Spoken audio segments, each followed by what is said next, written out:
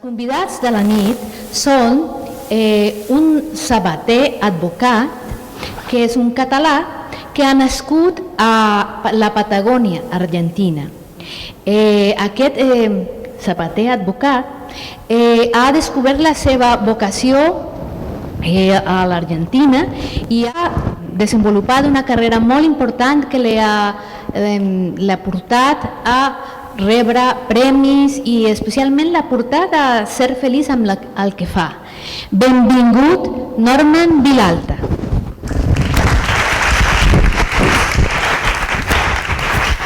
Bueno, buenas noches, buena nit. Mi abuelo estaría muy orgulloso de que a un nieto suyo nacido en la Patagonia le llamaran catalán, ¿no? Porque él era de Sabadell, de por aquí. Gracias por la invitación y estoy encantado de estar aquí y contar un poco cuál es mi trabajo y cuál es el camino que me ha llevado a estar aquí esta noche y que me ha llevado a hacer zapatos. Yo no vengo de una familia de zapateros, todo esto fue producto de una decisión que tomé en un segundo, después de haber estado buscando y tratando de encontrar qué es lo que verdaderamente yo soy durante muchísimos años de una manera muy profunda. Yo trabajaba de abogado, yo soy de la Patagonia, me fui a vivir a los 18 años a Buenos Aires para poder estudiar Derecho. En realidad siempre había querido, como tengo mucha facilidad con las manos y me interesaba la medicina, yo quería ser cirujano y neurocirujano, pero un hecho me hizo ver la historia y que mi camino era distinto. Puntualmente una injusticia me llevó a pensar que tenía que dedicarme a la política, menos mal que no lo hice al final, pero sí, para dedicarse a la política en Argentina es mucho más fácil ser abogado que ser médico. Entonces decidí estudiar Derecho a los 18 años y luego ejercí hasta una semana antes de irme a Florencia, Italia, para aprender a ser zapatero. Yo no solamente hago, soy zapatero a mano, lo que sería un artesano de los zapatos, hago sí una tradición de zapatería que he aprendido de un maestro, que he aprendido a su vez de un maestro, de otro maestro, de otro maestro. Puntualmente nuestro oficio es realmente un oficio centenario. Mi gremio aquí de Barcelona tiene 800 años, es del 1200 o más de 800 años, es uno de los gremios, la Cofradía de San Marc, que es el gremio de maestros sabatés de Barcelona, es la más antigua del mundo. Así que esta ciudad tiene una tradición en la zapatería que durante los últimos 100 años me imagino que se olvidó un poco, pero Barcelona tiene una fama o tenía una fama en su momento muy importante en cuanto a la artesanía de los zapatos. Mi gremio es una muestra de eso. Mi camino fue hacia Florencia, donde yo aprendí de ciertos maestros, y luego tenía la intención de hacer estos zapatos a medida, que había intuido que era mi camino dentro de la zapatería. Y entonces pensaba irme a Nueva York y en el medio apareció Barcelona. Y Barcelona resultó ser tal vez el peor lugar, la peor ciudad del mundo para vender zapatos, pero la mejor ciudad del mundo para poder entender cuál era mi trabajo. Yo llegué aquí a Barcelona y siguiendo una tradición que tenemos los zapateros medievales, entre comillas, me presenté a todos los zapateros que había y la mayoría me cerraron las puertas porque pensaban que venía a ser una competencia, como también es la historia del gremio, pero hubo uno que está sentado ahí, que se llama Josep Cunillera y que es una persona verdaderamente importante en mi vida, en la vida de mucha gente. Este me ayudó y me abrió muchas puertas. Puntualmente todas mis herramientas las conseguí gracias a él, es una manera de agradecerle en vivo y en directo. Y entonces abrí mi taller de zapatería a medida en el 2004, puntualmente el taller lo eligió él, en la calle de Enrique Granados. Y ahí empecé a recordar aquello que había aprendido de mi maestro francés en Florencia, de mi maestro florentino. Básicamente aprendí tres cosas. El oficio es un oficio que tiene una historia muy grande y es un oficio muy profundo. Es decir, yo lo que me dediqué a aprender cuando trabajaba en estos talleres, lo que pude obtener, me di cuenta con el tiempo que eran tres cosas. Básicamente la primera, que es que no sabes. La segunda, que es la más importante, la más difícil de entender, es que tienes que aprender. Y la tercera cosa es la técnica, porque nuestro oficio viene de una técnica que se ha desarrollado durante estos 1000 años, o los últimos 1000 años o 1500 años, porque es tan viejo como la civilización, ¿no? El andar con zapatos. Y reflexionando en mi taller, y por eso decía que Barcelona era el peor lugar para vender, porque, y creo que fue la mejor decisión que tomé en mi vida venir a Barcelona, es porque me dio mucho tiempo para pensar qué significaba ser un artesano.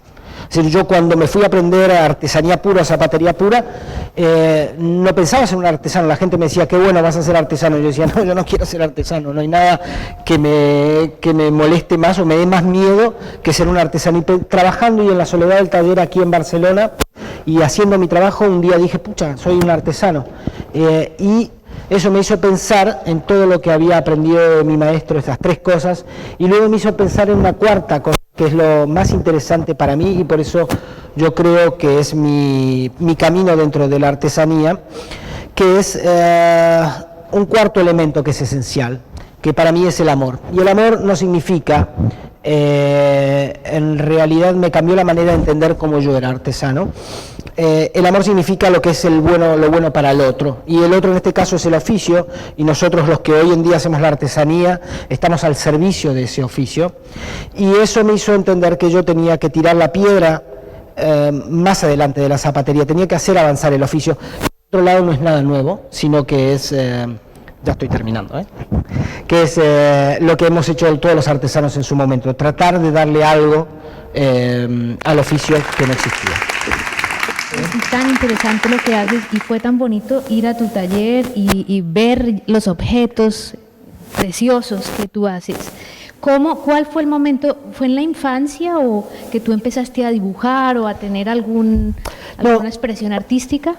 En realidad para mí, a ver, cuando me fui a Florencia yo trabajaba de abogado, entonces pensaba ir en mis vacaciones a aprender a hacer zapatos, porque todavía no entendía bien de qué se trataba. Y me dijeron, no, esto es de 5 a 10 años para poder aprender este oficio, ¿no? No son 5 a 10 años, es toda la vida. Y a mí la mano, que es tan importante en la artesanía y en cualquier oficio, la mano para mí es algo natural. Yo cuando era niño podía dibujar, podía hacer esculturas. Para mí formar y crear cosas es importante.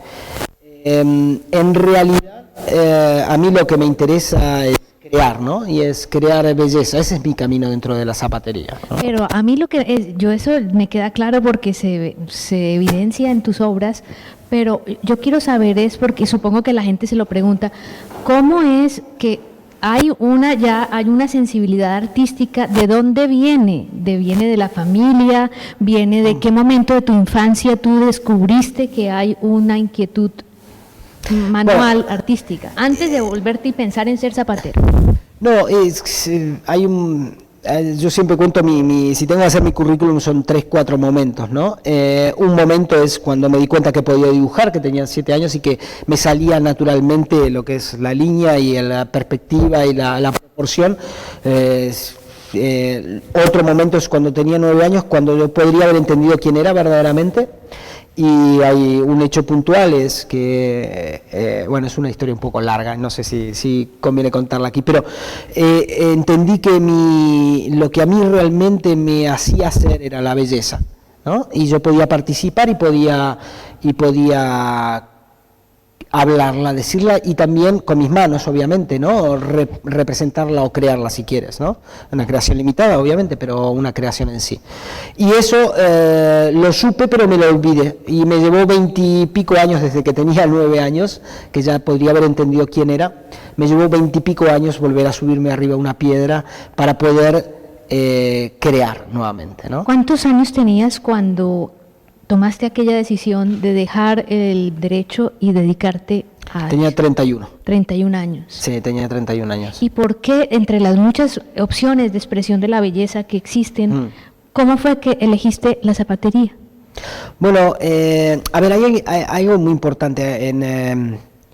Mi madre siempre fue una persona, mi madre estaba relacionada con la artesanía, en la Patagonia era realmente una innovadora, ella tenía un negocio de artesanía, entonces yo vi la vida de los artesanos. En Argentina no es lo mismo que aquí en Europa, la artesanía generalmente es manualidad, para mí la artesanía no es manualidad, Y mi madre siempre es una persona con sensibilidad, entonces yo creo que ella supo siempre ver la sensibilidad mía y me la incentivaba, pero ella fue muy importante para entender quién yo era. La decisión es una decisión, como dije, ¿no? Antes es un segundo, pero yo siempre estuve buscando qué lo que verdaderamente tenía que hacer. Y para mí ser y ser es lo mismo, ¿no? Y cuando descubriste muy bien, voy a la zapatería, ¿cómo ha sido ese proceso? Supongo que ha sido un camino también complejo y con muchos retos. Bueno, yo sabía desde el momento que tomé la decisión, en realidad empecé en Argentina, me acuerdo que empecé a ir a un taller de zapatos artesanales en Argentina, que me dijeron, no, tú sigues siendo abogado, que te va a ir mejor, pero dije no, había entendido ya o había intuido que en la zapatería artesana estaba toda la verdad. Luego me di cuenta, cuando cuento la historia, de que reflexionando en mi taller me pude entender cuál era mi trabajo y qué es lo que tenía que hacer con mi trabajo. Al principio lo había intuido, luego entendí de qué se trataba aquello. Y eso empezó en Argentina. Luego, claro, sí, quemé mis llaves para ir a Florencia, y en Florencia verdaderamente me dediqué a aprender, ¿no? A sumergirte en el universo del... Sí, no pensé nada más que en aprender. Y tuve la suerte de que tuve buenos maestros, pero yo no me dediqué a pensar en mi taller, en el futuro, en Instagram, en ser conocido, simplemente en absorber lo que me daban. El momento presente. Sí. Sí, bueno, la zapatería es muy de momento presente. Es más, es tan presente que el trabajo físico está concentrado en una silla pequeña y en el aquí, ¿no? Más presente no puede ser, es casi del estómago salen los zapatos. También cuando yo veía las imágenes de ti trabajando, es una cosa también de mucha soledad, como introspección. ¿Qué piensas tú cuando estás haciendo tus zapatos? Bueno, yo soy súper disperso, pero cuando estás haciendo un trabajo y es un trabajo de mucha precisión, tienes que estar concentrado. Y obviamente no es como una meditación, ¿no? Porque es un trabajo muy activo y es técnico, pero es un trabajo que fluye, ¿no?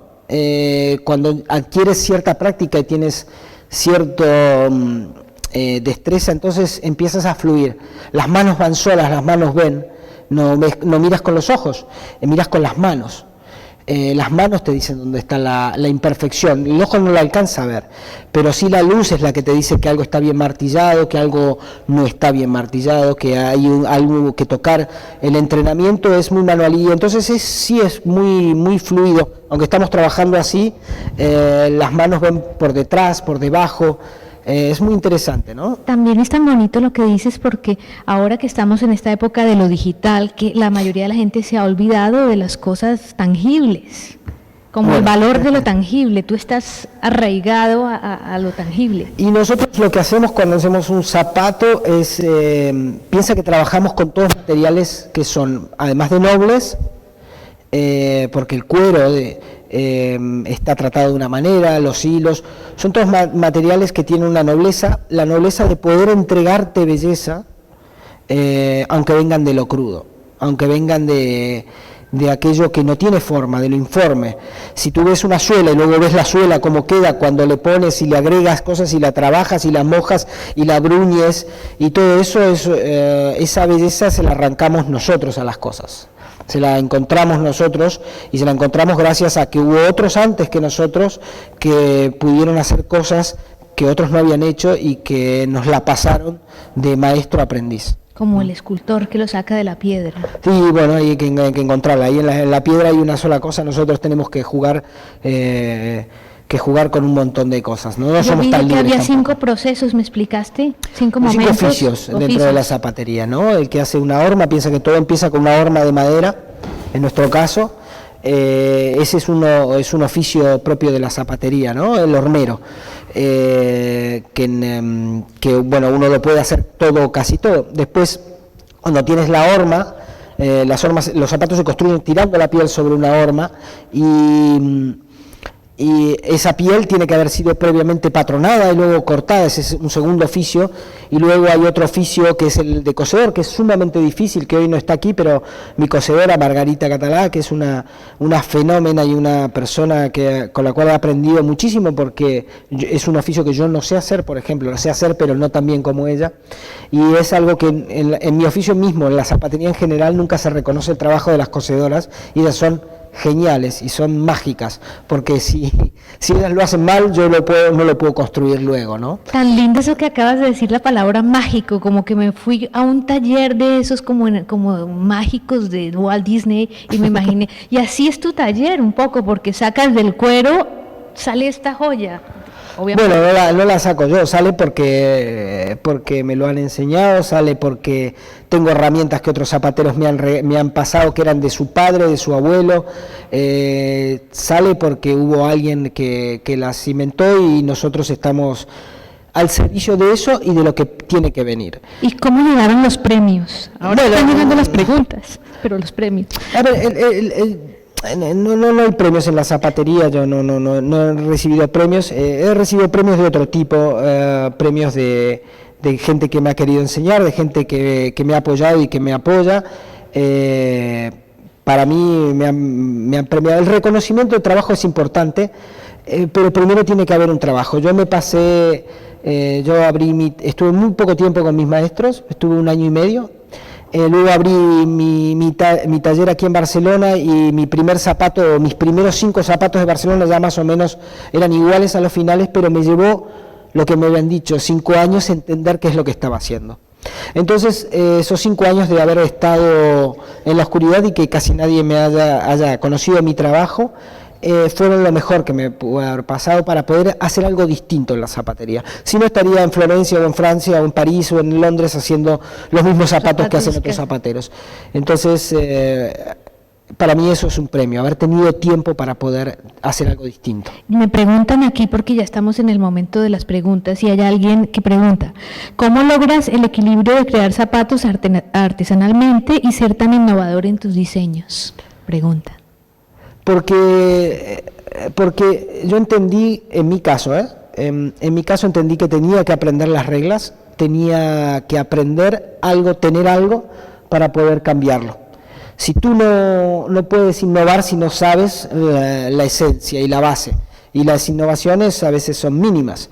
Y segundo, lo que hay que tener es guts. Lo que hay que tener es ganas de las reglas dejarlas de lado en su momento. Pero tú solo puedes dejar las reglas cuando las conoces muy bien.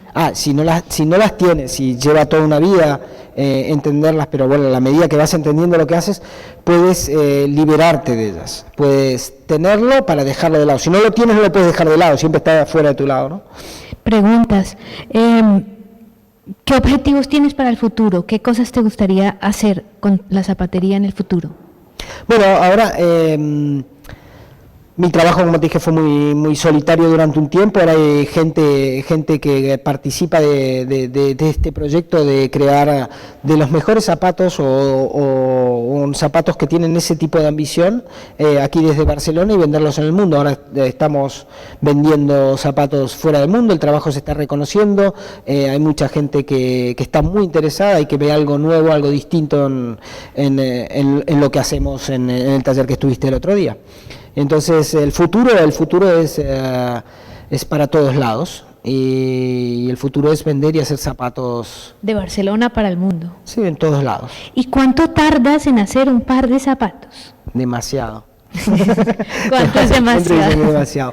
Me da vergüenza decirlo, pero tal vez es por mi dispersión. Pero hacemos zapatos a medida que tardamos alrededor de 1 año y ahora en los últimos 3 años de trabajo, 2 años de trabajo, hemos logrado tener una línea de zapatos listos para usar. Y eso es lo que se vende más en todo el mundo. Entonces eso es mucho más veloz, es mucho más rápido. ¿Más rápido es cuánto tiempo más o menos? Bueno, eso es, se tarda a veces, si uno encarga un zapato se da 14 semanas, pero la idea de eso es poder crear más, ¿no?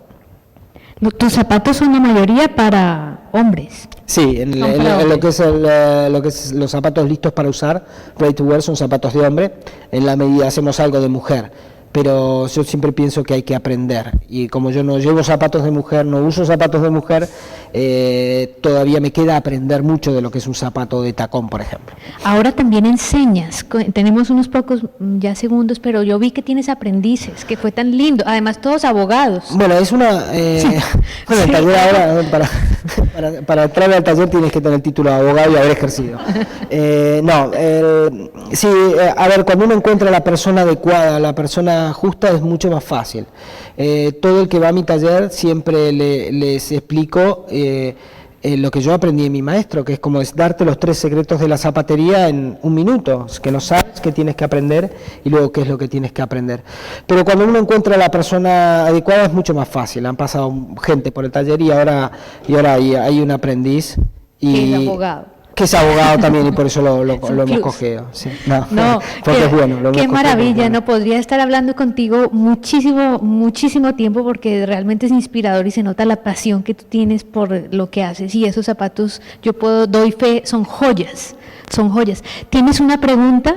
Me ha venido a la memoria aún más reforzado por el hecho de que has hecho una actividad de la cual procedes de otra, ¿no?